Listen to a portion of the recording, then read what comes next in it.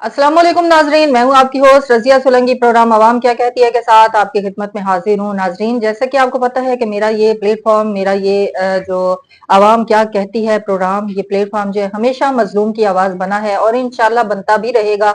तो आज फिर से एक मजलूम भाई मेरे पास यहाँ पर मौजूद है, जिनका नाम है साहबजादा, बस्ती लाटकी से हैं, वल्द अमीर बख्श, जो आजकल शहर सादिकाबाद में मॉडल टाउन में रिहाइश पजीर हैं। इनके साथ कुछ जमीनी मामलात हैं। तफसील अगर मैं ही बता दूंगी तो जाहिर है फिर उनसे क्या सवाल जवाब होंगे, तो मैं डायरेक्ट उन्हीं से बात करती हूँ कि वो अपना सारा जो रुदात है, जो उनके साथ जुल्म और ज्यादती हुई है, व्यूवर्स को बताएं, फिर आपसे बात करते हैं।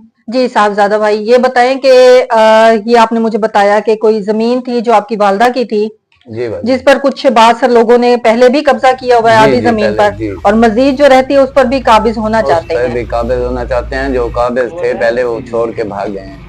अब ये और लोग हैं, एक मीडिया का आदमी है, वो हमें जलील और खुआर कर रहे हैं। उनका सरबराही करके ना, मोहम्मद रमजान, मोहम्मद सलीम, मोहम्मद अकबर, इनकी सरबराही में वो कब्जा करवाना चाहता था। हम जब कब्जा वो कर रहे थे तो अच्छा, मैं मुझे ये बताएं कि जो मोहम्मद अकबर, रमजान और सलीम है, इनकी सरपरस्ती कौन कर रहा है? ये मोहम्मद अशरफ, वो बोलता है मैं मीडिया से हूँ। जी भाई। मोहम्मद अशरफ की वल्दियत वल्द मोहम्मद अशरफ वाल्द मोहम्मद बख्श लाटकी।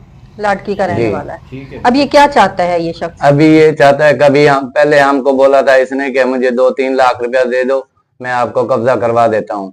मगर हम कानूनी कार्रवाई के हिसाब से चल रहे थे, जिससे वो दूसरी पार्टी से पैसे लिए हैं, क्या किया है क्या नहीं किया, उसके बाद उनसे मिलके हमारा कब्जा करवाना चाहता था और असले के जोर पे वहां कब्जा करवा रहा था। जब हम रोकने गए तो ये हमारे को गाड़ी के नीचे बोल रहे हैं, गाड़ी के नीचे देंगे, आपकी कब्रें भी इधर बनाएंगे।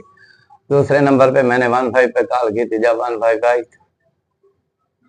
अच्छा, मुझे ये बताएं कि ये जो जमीन है, इसके तमाम कागजात या इसकी जो इंतकाल है, विरासत जो है, वो आपके पास मौजूद है? जी असली कागजात जी इसके? मेरे वालदा के नाम पे है। 14 कनाल कुछ मरले हैं, 5 कनाल कुछ मरलों पे इन्होंने कब्जा भी किया हुआ है। मुझे ये बताएं कि मुझे बावसूख जराये से ये भी पता चला है कि ये जो मोहम्मद आलम वल्द खुदा बख्श हैं, इनके 3 बेटे हैं, मोहम्मद अकबर, रमजान और सलीम। जी भाजी। उसमें से एक बेटा जो है उनका मोहम्मद रमजान, उसके पास कोई नाजायज असला भी जी मौजूद है? नाजायज असला है बाजी उसके पास। वो क्या भी चीज है उसके पास? वो पिस्टल लेके घूमता है बाजी गाँव में। आपको कभी उसने जी पिस्टल के जोर पे दिखाया डराया, मुझे। धमकाया? जी बिल्कुल धमकाया बाजी उसने, और पिस्टल भी दिखाता है, बोलता है तेरी कब्र इधर बनाऊंगा इंशाल्लाह, जमीन में पहुंच डाला। मेरे प्रोग्राम के जरिए आप हुकूमत से और इंसाफ फराहम करने वाले जी इदारों से क्या अपील सब करना चाहते इदारों हैं? से हमारी यही अपील है कि हमें इंसाफ मिला जाए। आपसे भी अपील है, सब इदारों से, मीडिया वालों से, सबसे, आईजी पंजाब से भी यही हमारी अपील है कि हमें इंसाफ मिला जाए, हमें अपना हक मिला जाए। ये जो जमीन है, ये जरई जमीन है, काबिल काश्त जी है? जरी काबिल काश्त है भाजी। आपने खुद उसके ऊपर कोई काश्त की नहीं, हुई है? मैं इधर रहता नहीं था, मैं कराची था। ये जमीन दूसरे लोग जो पहले काबिज थे उन्होंने, मैंने हाई कोर्ट से फैसले जीते हैं इसके। पहले आपने बताया कि 5 कनाल पर इन्होंने कब्जा किया हुआ था, जो उन्होंने किसी नंबरदार को ठेके पे दी जी हुई वो थी। 8 इनके नाम की है, 3 कनाल कुछ मरले, इन्होंने 8 कनाल जो है ना बना के कब्जा करके हमारी जमीन पे 8 कनाल नंबरदार को ठेके पे दी हुई है।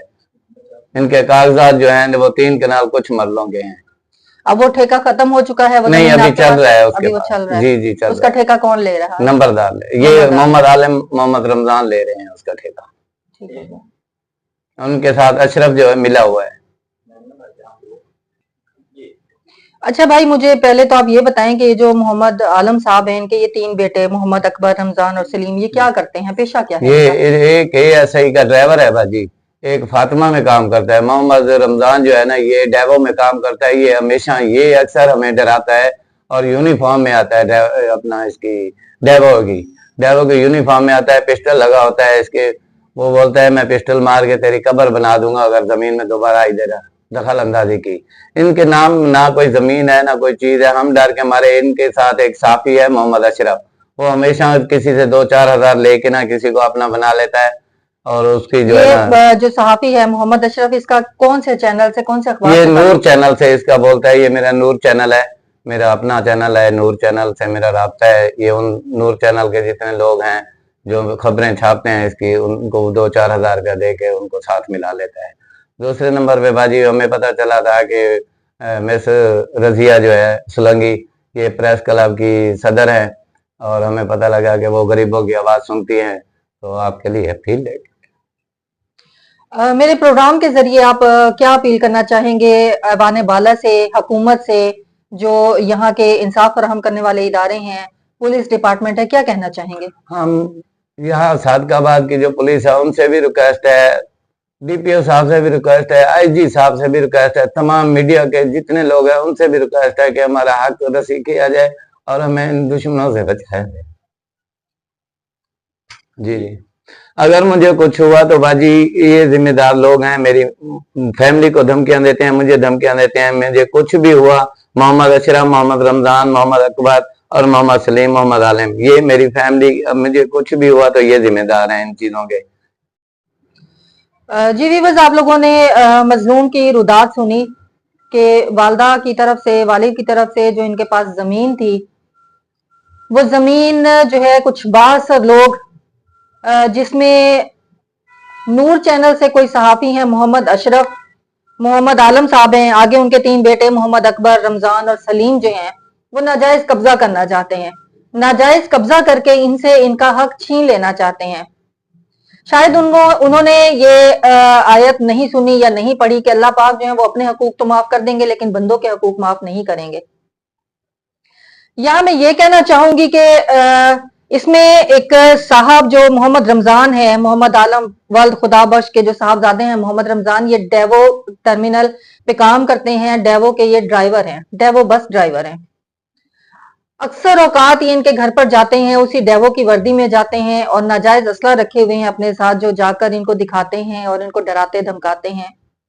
तो मेरी सबसे पहले तो डेवो मालकान से अपील है कि आप जब भी अपने पास कोई मुलाजिम अपॉइंट करते हैं तो सबसे पहले उसका बैकग्राउंड जरूर चेक कर लिया करें, क्योंकि इसी तरह के लोग, इसी तरह की काली भेड़ें जो हैं वो आप जैसे इदारों के ऊपर बदनुमा दाग हैं।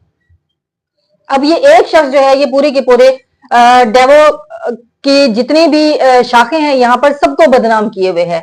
जाहिर सी बात है इम्पैक्ट गलत पड़ता है कि डेवो के लोग जो हैं वो शायद इसी तरह से लोगों को जाकर डराते धमकाते हैं और उनसे जमीनें छीन लेते हैं, उन पर कब्जा करते हैं। शायद डेवो वाले जो हैं वो रखते ही ऐसे जराइम पेशा अफराद को हैं।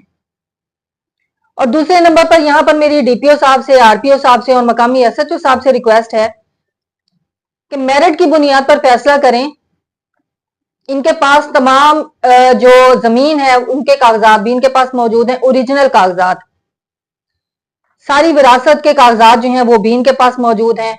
और एक बात मैं आपको और बताऊं कि ये जो साहबजादा साहब हैं, इनकी ना वालदा हैं ना वालिद हैं, एक बहन है इनके साथ जो इनका साथ दे रही है, 3 भाई हैं ये, उसमें एक भाई जो है वो इंतकाल कर चुके हैं, दूसरे भाई जो है वो थोड़ा मेंटली जो है वो ठीक नहीं है, यानी अल्लाह लोकी जिसको कह लें आप। तो अभी अकेला भाई बेचारा जो है ये भाग दौड़ कर रहा है अपनी बहन के हक के लिए भी, अपने हक के लिए भी और अपने उस भाई के लिए भी।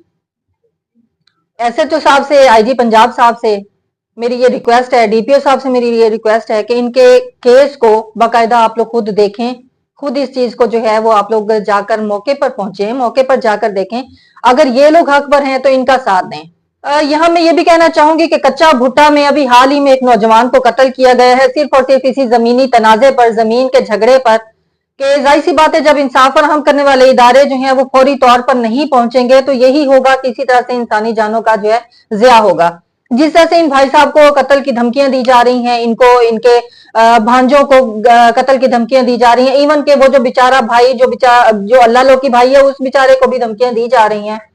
इंसाफ फराहम करने वाले इदारे और इंसानों के जानो माल को तहफ़्फ़ुज़ देने वाले इदारे ही जब देर कर देंगे तो जाहिर सी बात है हम भी कहने पर मजबूर हो जाएंगे कि बहुत देर कर दी मेहरबान आते आते। तो ये आप लोगों की जिम्मेदारी है, आप लोगों की ड्यूटी है कि इन मामलात को देखने के लिए देर मत किया करें, फौरी तौर पर एक्शन जरूर लिया करें। मैं उम्मीद करती हूं कि आप मेरी भी इस रिक्वेस्ट पर गौर करेंगे और ये जो मेरे साथ यहाँ पर मजलूम बैठा हुआ है जरूर आप इसकी दादरसी करेंगे और जरूर इसको इंसाफ फराहम करेंगे। और इसके साथ ही इस मजलूम भाई के साथ, मजलूम फैमिली के साथ दीजिए रजिया सोलंकी को इजाजत। इंशाल्लाह फिर किसी प्रोग्राम में मुलाकात होती है आप लोगों से। अल्लाह हाफिज।